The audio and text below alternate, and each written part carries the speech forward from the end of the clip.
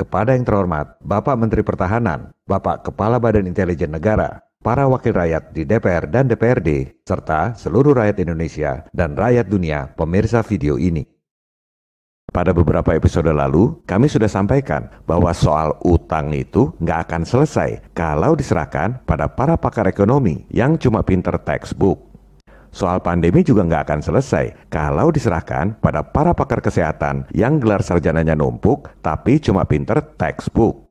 Yang dibutuhkan adalah investigasi intelijen atau kecerdasan dengan open mind untuk menyelesaikan masalah utang dan pandemi.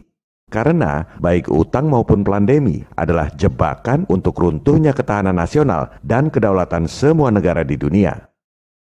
Kalau di CIA memang ada fungsi economic intelligence dan disease intelligence.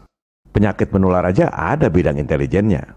Sebab ekonomi dan penyakit menular itu memang mainan intel-intel CIA juga. Kalau soal organisasi, bolehlah kita belajar pada CIA. Tapi kalau soal informasi, mohon agar para intel kita jangan percaya begitu saja info-info yang dipropagandakan oleh CIA. Kenapa? Karena CIA itu tugasnya ngacak-ngacak negara lain di dunia. Tugas mereka adalah mengadu domba dan mengeruk sumber daya negara-negara lain. Betapa naifnya kalau percaya info-info yang sengaja disebar oleh CIA. Pada episode 34 ini, kami akan sampaikan investigasi jurnalistik dengan topik-topik yang tak berani dibahas oleh media-media lain selama ini. Pertama, CIA yang seharusnya memerangi terorisme itu terbukti justru mempersenjatai terorisme. Selamat datang di dunia tipu-tipu. Dunia tak seperti apa yang diberitakan oleh media.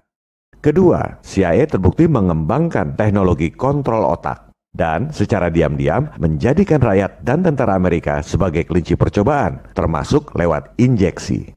Ini adalah risiko dari cairan kimia yang tak pernah diaudit jika dimasukkan ke tubuh rakyat, TNI, dan Polri. Tapi sebobrok-bobroknya CIA, tetap aja CIA di tahun 63-65 itu mendukung Soekarno. Inilah hebatnya presiden kita. CIA pun tunduk. Meski Presiden Soekarno keluar dari PBB bulan Januari 1965, meski Presiden Soekarno keluar dari IMF bulan Agustus 1965, tak ada sedikit pun niat CIA untuk menyingkirkan Soekarno. Ini adalah info yang sangat penting bagi mereka yang takut disingkirkan jika menentang elit global. Kita adalah korban kebodohan dan ketakutan kita sendiri. Karena ternyata elit global pun membiarkan Soekarno keluar dari PBB dan IMF. Mereka nggak langsung ambil tindakan. Presiden Soekarno disingkirkan bukan oleh elit global, tapi oleh elit lokal.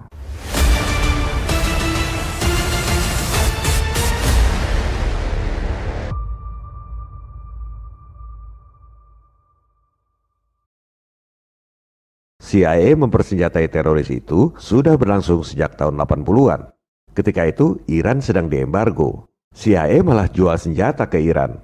Duitnya digunakan untuk mendanai teroris kontra di Nicaragua. Dapat duit kiri kanan. Jual senjata ke Iran yang sedang diembargo jelas melanggar hukum. Duitnya digunakan buat danai teroris kontra yang juga dilarang oleh Kongres. Jadi ada dua pelanggaran hukum serius yang dilakukan oleh CIA. CIA ini memang kriminal, menghalalkan segala cara untuk mencapai tujuan politiknya. Tapi bukan untuk Amerika. Yang diuntungkan adalah para kontraktor besar senjata militer seperti Adnan Khashoggi dan lain-lain, elit global. CIA danai teroris kontra alasannya untuk menggulingkan pemerintahan komunis di Nicaragua. Itu cuma kedok supaya CIA bisa dagang kokain dan senjata sambil membunuhi rakyat sipil di Nicaragua yang nggak tahu apa-apa soal politik. Itu sebabnya Kongres melarang CIA untuk bentuk kontra. Karena dilarang, anggarannya di stop, maka duit hasil jual senjata ke Iran dipakai buat danai kontra. Council don't see anything wrong with taking the Ayatollah's money and sending it to support the Nicaraguan freedom fighters. Freedom fighters, they are not. They are terrorists. Itu baru namanya konspirare, bernapas bersama dalam persekongkolan jahat. CIA jual senjata ke Iran, alasannya untuk membebaskan warga Amerika yang disandra oleh Islamic Jihad Organization. Jual senjata pada teroris yang menyandera warganya sendiri. Lewat investigasi dokumen-dokumen rahasia, belakangan terbukti bahwa sebelum ada Sandera pun, CIA memang sudah bertahun-tahun jual senjata ke Iran di tengah embargo lewat Israel. Jadi Sandera itu cuma alasan yang sangat diharapkan oleh para elit industri militer. Sebab dengan alasan membebaskan Sandera, volume dagangnya jadi semakin besar. Perang dan terorisme adalah uang. Makin banyak korban, makin bagus. Skandal Iran Contra itu adalah program resmi CIA, bukan perbuatan oknum. Letkol Oliver North bersumpah bahwa apa yang dia lakukan itu adalah program resmi CIA yang diketahui oleh Presiden Reagan. Tapi yang namanya politik, begitu apes ketahuan, bos-bos cuci tangan. Oliver North dan kawan-kawan dijadikan tumbal seolah perbuatan oknum. I will tell you right now, Council, and all the members here gathered, that I misled the Congress.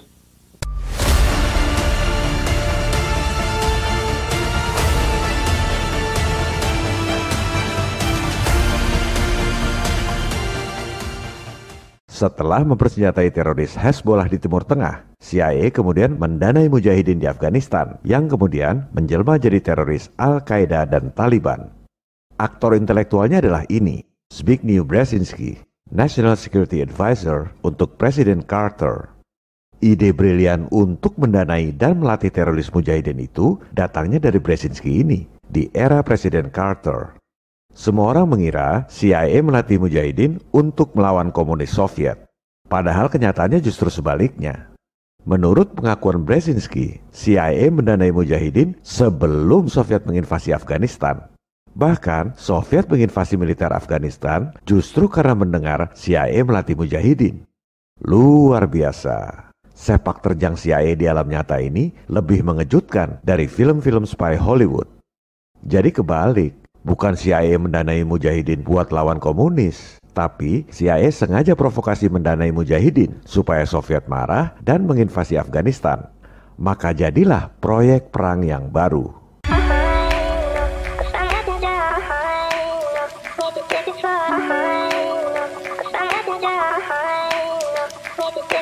Baik Al-Qaeda maupun Taliban adalah transformasi dari mujahidin ini. Bedanya, Taliban itu bermuara pada budaya Afghanistan. Al-Qaeda basicnya adalah aliran Wahabi yang berasal dari Arab Saudi. Memang Arab Saudi dan Inggris ikut mendanai dan melatih mujahidin.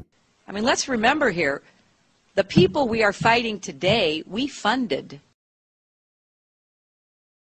Let's deal with the ISI and the Pakistani military, and let's go recruit these mujahideen, and that's great. Let's get some to come from Saudi Arabia and other places, importing their Wahhabi brand of Islam. Arab Saudi adalah sekutu Amerika dan Inggris.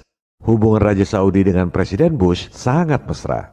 Pandangan pertama awal aku berjumpa. Pandangan pertama awal aku berjumpa. Seolah-olah hanya impian yang berlalu. Sungguh tak kusangka dan rasa tak percaya.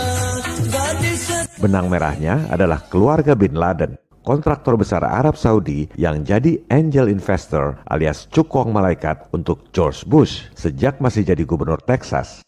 Dia juga. Al-Qaeda kemudian jadi sangat terkenal dengan kasus 9/11.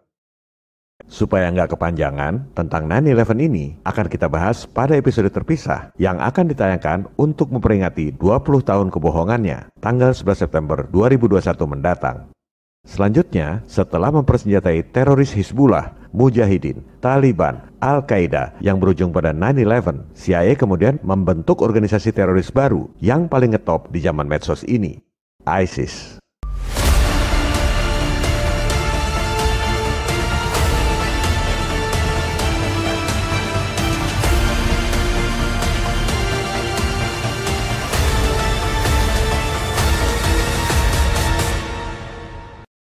Tentang teroris ISIS dilatih dan didanai oleh CIA, itu bukan kata saya. Saya selalu bicara dengan fakta dan data yang kredibel, bukan asal ngecap. Kita dengar pernyataan 3 orang presiden negeri adik kuasa, Presiden Obama, Presiden Putin, dan Presiden Trump. Kita mulai dari Presiden Obama yang mengatakan bahwa CIA melatih tentara ISIL alias ISIS. So with the additional steps I ordered last month, we're speeding up training of ISIL forces, including volunteers from Sunni tribes in Anbar province. Obama itu bukan salah ngomong atau keceplosan, nggak ada ralat setelah itu. Kalau kita perhatikan gestur tubuh pengawalnya ketika Obama bilang percepat pelatihan tentara ISIS, nggak ada gestur penolakan, kaget, atau protes. Karena memang ucapan Obama itu benar. So with the additional steps I ordered last month, we're speeding up training of ISIL forces, including volunteers from Sunni tribes in Anbar province. Hal ini juga terkonfirmasi dengan berita di New York Times. Dulu disebutnya perang rahasia CIA di Syria. Bahkan disebut anggarannya $1 miliar atau sekitar 14 triliun rupiah buat latih tentara ISIS, beli peralatan militer dan lain-lain dengan alasan untuk menggulingkan pemerintahan Presiden Assad di Syria. Waktu Obama pidato itu, ISIS belum dicap sebagai teroris global. Jadi dia nyantai aja nyebut percepat pelatihan tentara ISIL. Yang paling clear adalah pernyataan Presiden Putin. Ia menjelaskan secara detail bagaimana modus CIA menciptakan teroris ISIS. Rekaman videonya ada. Putin bicara dalam bahasa Rusia, tapi ada terjemahan otomatis dalam bahasa Inggris. Silakan search sendiri video aslinya. Untuk mempersingkat pembahasan, saya sampaikan ikhtisarnya saja. CIA mempersenjatai ISIS untuk menjatuhkan pemerintahan Syria yang dipimpin oleh Presiden Assad. CIA merekrut tentara-tentara bayaran yang kemudian disuruh ngaku sebagai tentara ISIS. Yang namanya tentara bayaran itu ikut pihak mana saja yang bayar lebih besar. Putin bahkan tahu berapa anggaran buat tentara bayaran ISIS.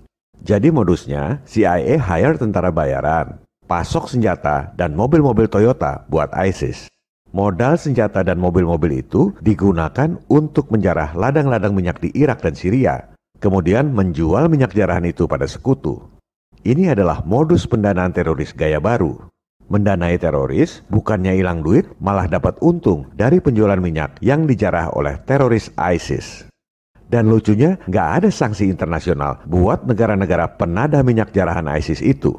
Ini adalah konspirasi tingkat dewa.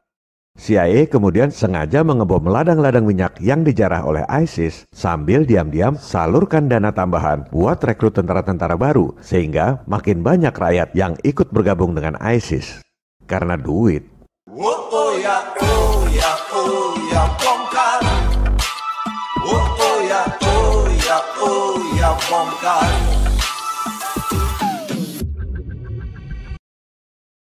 Selanjutnya adalah pernyataan dari Presiden yang ketiga, Donald Trump.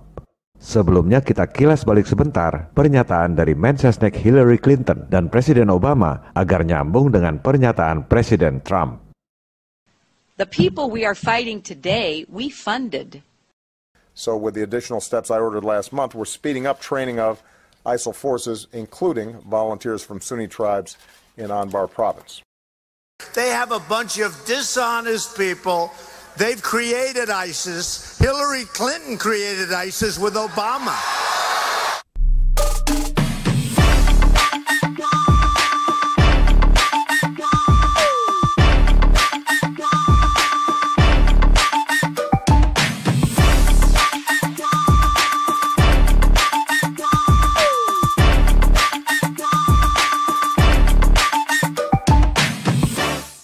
Hal lain yang sangat mengejutkan adalah Pentagon bayar konsultan public relations dari Inggris $500 juta untuk bikin video-video propaganda palsu Al-Qaeda.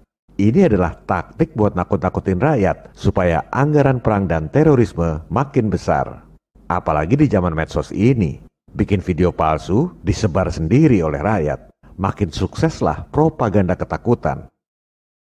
Kesimpulannya, Hizbullah, Mujahidin, Taliban, Al-Qaeda, ISIS, semua itu adalah bahaya yang nyata. Mereka memang dilatih dan didanai oleh CIA untuk membuat kerusakan di dunia. Terorisme di Indonesia juga nyata. Terorisme harus dibasmi. Yang harus diwaspadai adalah udang di balik terorisme, udang di balik pandemi, udang di balik utang. Dia juga. Mereka tak akan berhenti mengadu domba, memecah belah negara-negara besar seperti Indonesia, supaya lemah dan makin gampang didikte. Penjajahan gaya baru, nekolim. CIA, WHO, IMF, World Bank adalah perpanjangan tangan mereka. Pada episode 34B mendatang, kita akan bahas program yang sangat jahat dari CIA untuk mengontrol otak manusia, termasuk lewat injeksi. Dan pada episode selanjutnya, kita akan bahas dokumen rahasia CIA. Ternyata di tahun 1965, mereka mendukung dan tak ada niat sama sekali untuk menjatuhkan Presiden Soekarno. Viva Republik Indonesia. Salam People Power. Oh ya, oh ya, oh ya, bongkar. Oh ya, oh ya, oh ya, bongkar.